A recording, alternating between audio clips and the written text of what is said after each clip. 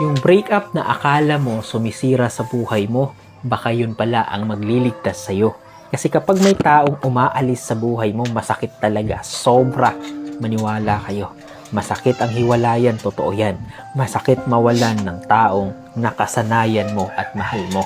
At higit sa lahat, masakit tanggapin na may taong hindi na kasama sa plano mo. Sa simula, pakiramdam mo parang ikaw ang talo.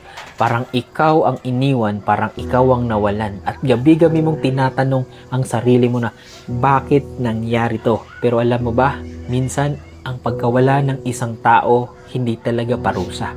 Proteksyon. May mga relasyon na kailangang matapos kasi. May mga taong hindi talaga nakalaan na manatili sa buhay mo. Hindi dahil wala kang halaga, kundi hindi sila talaga para sa'yo. Kasi ito yung katotohanan.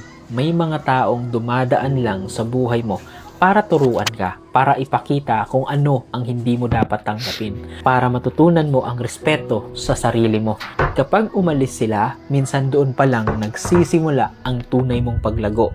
Kaya remember, hindi lahat ng nawala sa buhay mo kawalan.